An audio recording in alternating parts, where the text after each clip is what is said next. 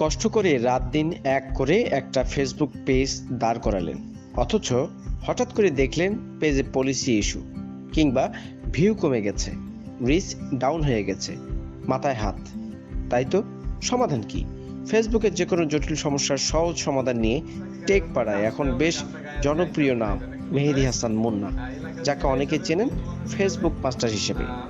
বর্তমান সময়ে content creation কিংবা অনলাইন বিজনেস সবকিছুর জন্যই ফেসবুক পেজ অত্যন্ত গুরুত্বপূর্ণ। কিন্তু ফেসবুকের প্রতিনিয়ত পরিবর্তন হওয়া অ্যালগোরিদম আর কঠিন সব নিয়মের কারণে প্রতিনিয়ত পেজ হারাচ্ছেন অনেকেই। আর এই বিপদের সময় ক্রিয়েটরদের পাশে দাঁড়িয়েছেন তরুণ টেক এক্সপার্ট মেহেদী হাসান মুন্না। মেহেদী হাসান মুন্নার মতে পেজে পলিসি ইস্যু আসার প্রধান কারণ হলো অন্যের কন্টেন্ট বা মিউজিক ব্যবহার করা, আনঅরিজিনাল কন্টেন্ট। এটি সমাধান করতে হলে প্রথমে সেই বিতর্কিত পোস্ট বা ভিডিও ডিলিট করতে হবে। এরপর টানা 7 থেকে 10 দিন পেজ থেকে নিয়মিত নিজের ফেস দেখে লাইভ করতে হবে এবং ফেসবুকের কাছে আপিল করতে হবে।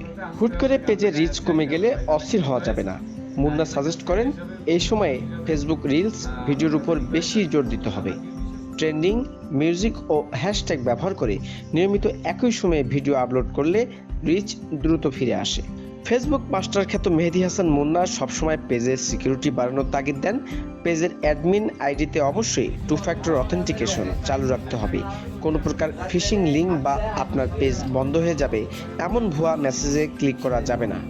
সোশ্যাল মিডিয়ার এই যুগে নিজের ফেসবুক পেজটিকে সুরক্ষিত রাখতে এবং সঠিক নিয়মে গ্রো করতে সঠিক গাইডলাইনের কোনো বিকল্প নেই।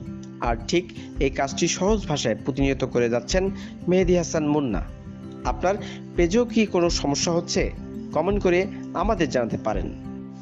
প্রিয় দর্শক, আজকের মতো বিদায় নিচ্ছি, তবে অন্য কোনো বিষয় নিয়ে আবারও আপনাদের সামনে হাজির হব। সে পর্যন্তই আমাদের পেজটিতে ফলো দিয়ে রাখুন।